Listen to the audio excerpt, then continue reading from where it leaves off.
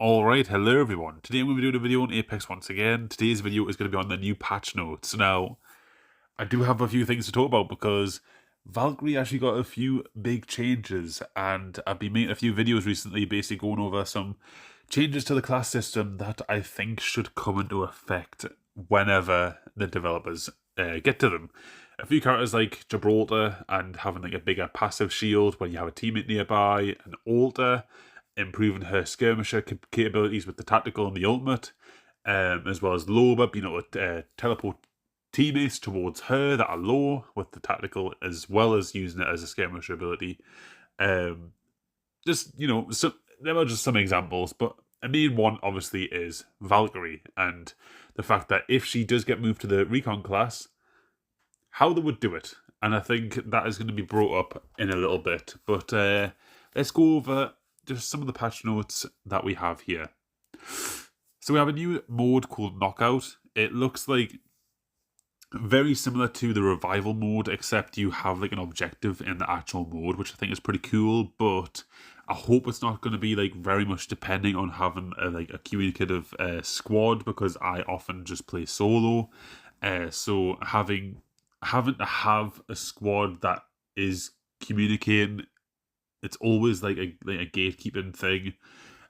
So hopefully it's not too bad, but we'll have to give that a good little shot. Crypto and 𝗦𝘂𝗯𝘀𝗰𝗿 can be unlocked as well if you complete some challenges at certain times. And of course it is an event as well, so we have some skins for the characters and a new universal heirloom. For me personally, I don't like the look of this one. However, it does have a cool kill counter that goes on it. I don't know where exactly it actually appears, but apparently there's a kill counter that you can put on it. So that's quite cool, but it just looks like Bangalow's heirloom, but just like weirdly disshaped.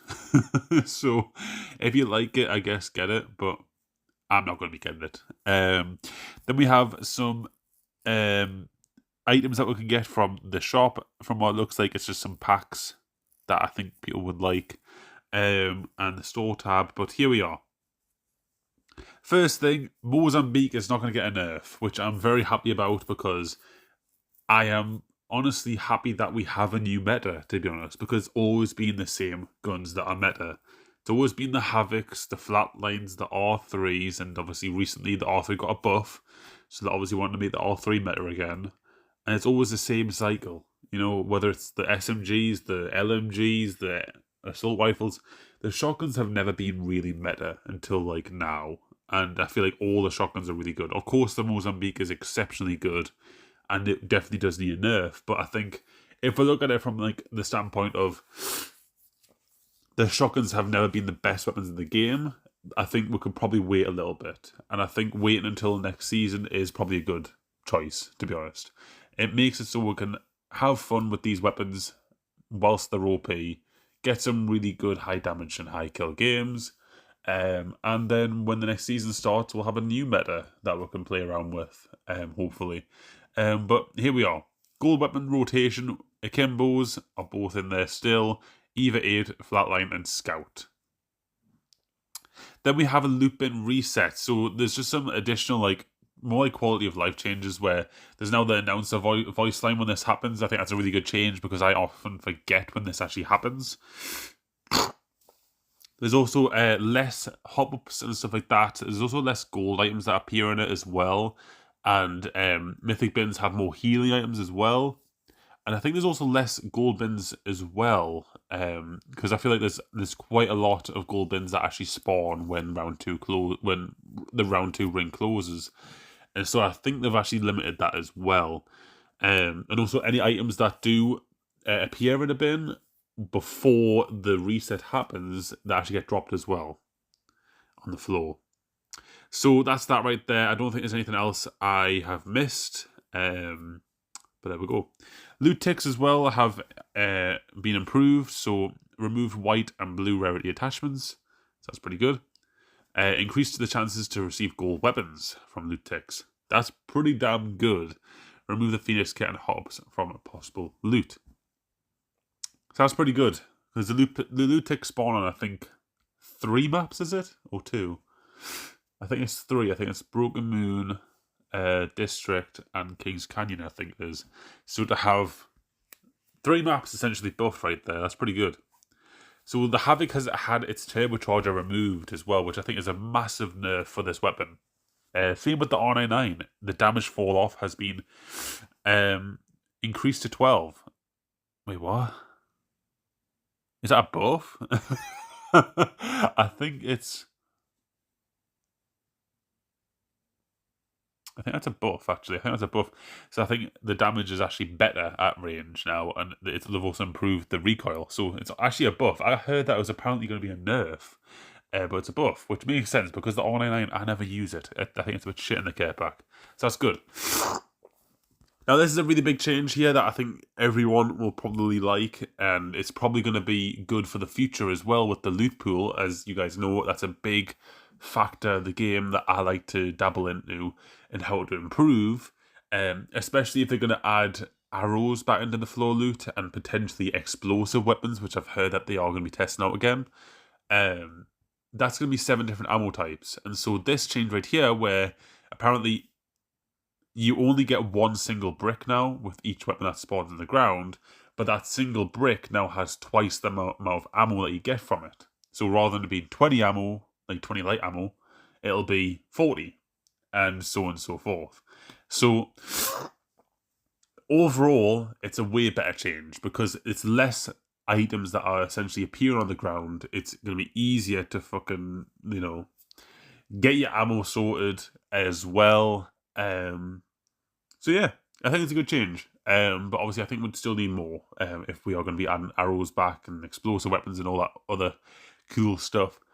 Hot Ups have had some changes. Obviously turbochargers are being removed and the reduced spawn weight rate of the gun shield generator.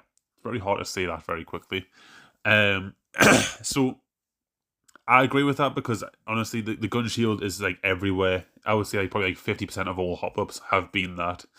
So I'm very happy about that. And apparently there's also changes to the ultimate accelerant as well.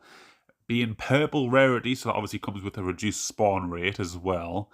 And you get increased movement speed whilst using it as well. So I do know that you do move quite slow when you use normal accelerant, so maybe it might just put you to normal speed when you're using this, so you're not actually affected by it. That'll be pretty good, because I would actually pick up ultimate accelerants then. If that was the case, I would probably carry like 1 or something, depending on the character though. So yeah, that's pretty good actually, honestly. That's a pretty good change. I wouldn't say it's incredible, but it's definitely, it might help in some situations with some characters. Then we have Fuse. So basically his whole ult now no longer goes over a certain range or like radius, I guess you could say. Whereas before that was kind of like exploited, where you could like shoot it off at an evac tower and it would like make a huge ring, and of course it would have the scanning as well. Disallow mortar targeting on multiple objects within the player's control to prevent perfect setups. I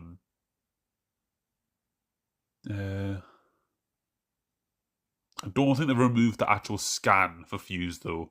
So you can still scan people whilst they're inside the ultimate. A lot of people were thinking to remove that, and I think that's a good idea to remove that as well. But they've fixed the problem, but I think Fuse should still have that removed. Because he's still really powerful. So we'll have to see. Then we have Rampart and Revenant. So Rampart got a buff here, so you actually can enter Sheila a lot faster now. This is not the charge up, this is just getting into Sheila. So when you pull out Sheila, there's a little bit of a delay before you can actually start charging it up. So that's been pretty much mitigated. It's now no longer a thing, pretty much. It's very, very low. I'm pretty sure this also goes for the in-place Sheila as well. So when you hop onto Sheila, there's like a little delay before you can even start charging it up. So that probably goes for that as well. Revenant as well. Shield reduced to 50 on the ultimate, and it takes longer to activate as well. That's pretty damn... That's a pretty big change, to be honest. I mean, it's not insane, because obviously you can still get the extra 50 health back if you knock someone. So it's like, if you play your cards right, you can still be absolutely overpowered and, unkillable. But still, that is a pretty big nerf for Revenant. Then here we go. we have the big changes for Valkyrie. So she's now a recon legend. That's the big thing. Okay, so fuel tank upgrade now includes 50% reduction in fuel delay to 4 seconds.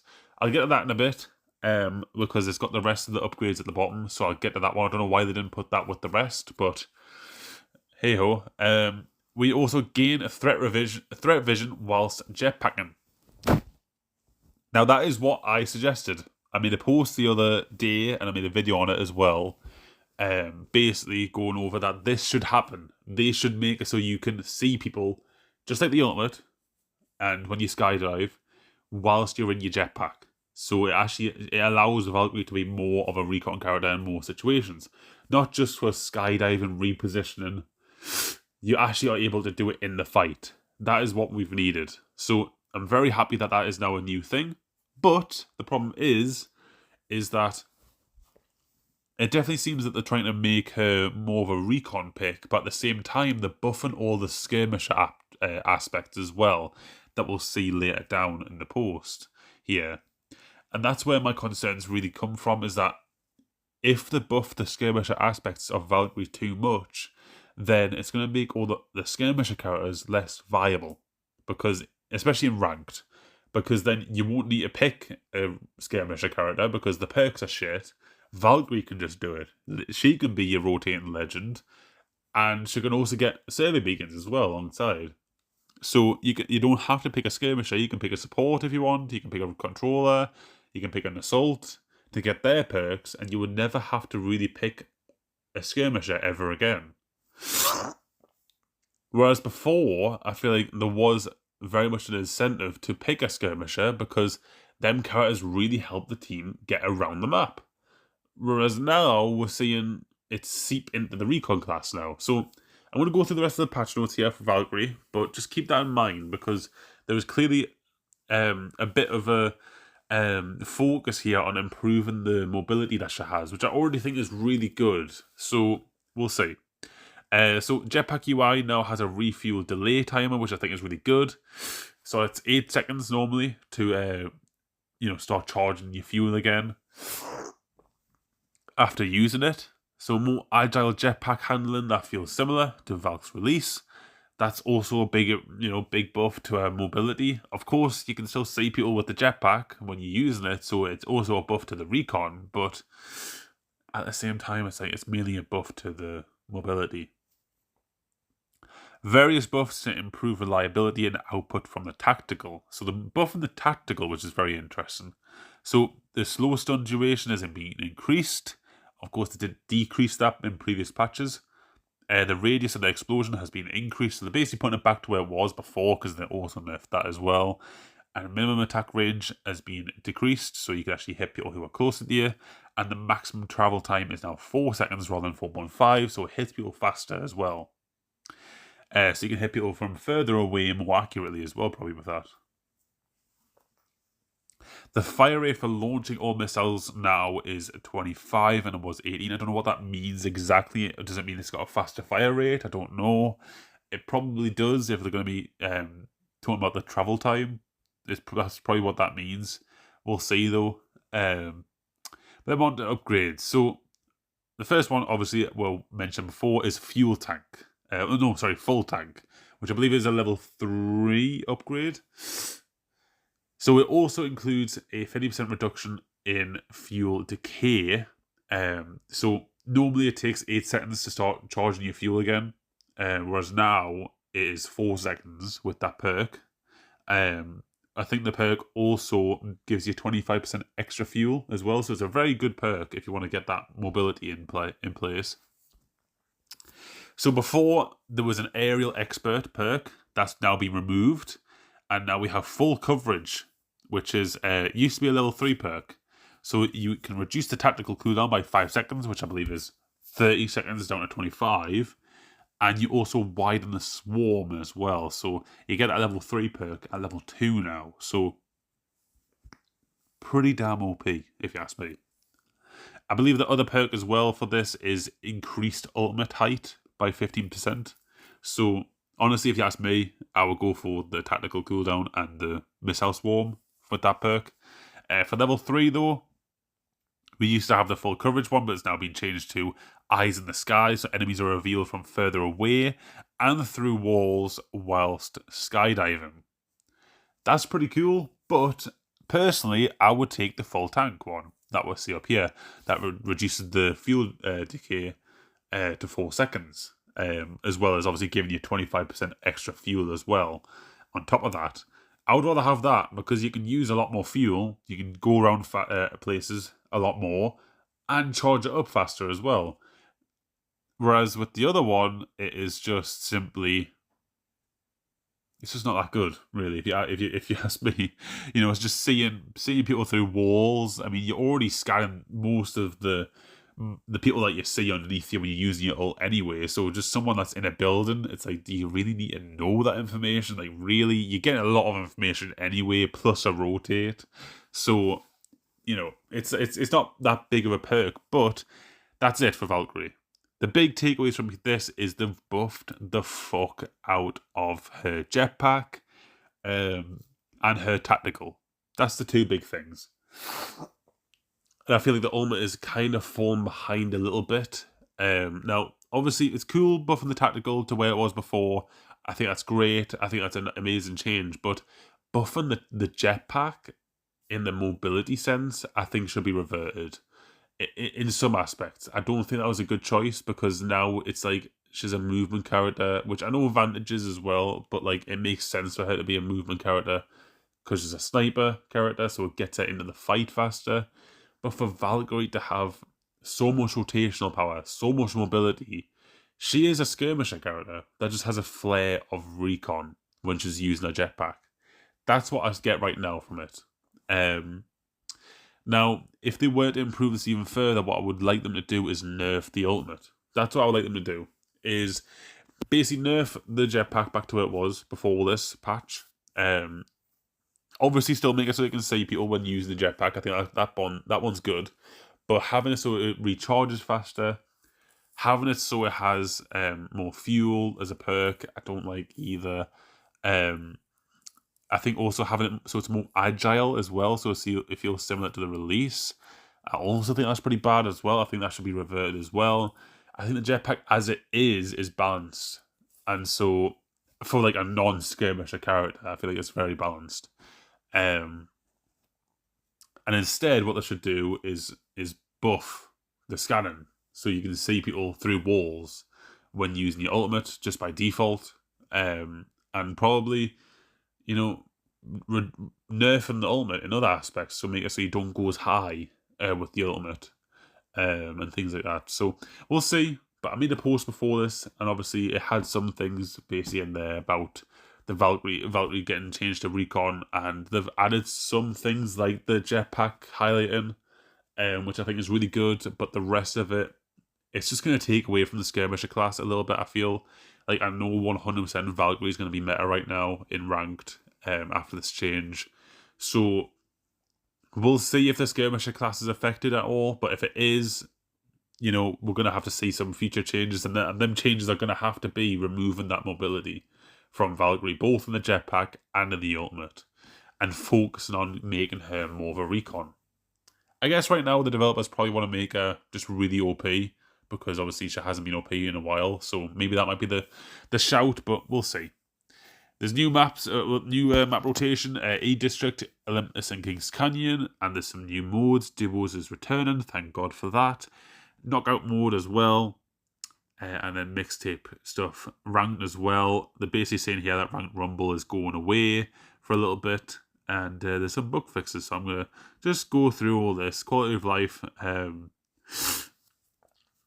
don't think there's really anything. Oh, hold on. There's a lot more ground loot and loot bins on an E District. Thank fuck for that. So that's going to be great. That's going to be really good. So I'm glad they've changed that, because I honestly hated looting in E District. So I'll let you hear what you guys think about all this. Obviously the big one right now is Valkyrie, because she's going to be absolutely meta, but at the same time, I really would like to see her skirmisher counterpart nerfed so she really fits that recon role, and so we can still see some skirmisher characters be used in ranked especially, and also potentially even ELGS if they release a perk. Now, that's another thing as well I was thinking about as well. If they release a second Skirmisher perk, and potentially even buff the Skirmisher perk that they have already, then we could absolutely see Valkyrie's current buffs be obsolete in a way, because if you really want a full-on skirmisher character that gets the places really quickly, and they have an additional perk that, I don't know, like makes it so you have a speed boost or something, permanent speed boost or something, something insane, then of course, like, you're gonna pick that over Valkyrie. You're gonna pick Valkyrie for the recon potential, but then it's kind of like she doesn't really have that much recon potential though. So we'll see. We'll see how it goes. I'll probably update in the future about this, but it's very exciting. Big changes happening. And also it's going to be very balanced as well, the different classes with the amount of characters in each one. So yeah, we'll see how it goes, and I'll keep you guys updated. Bye for now.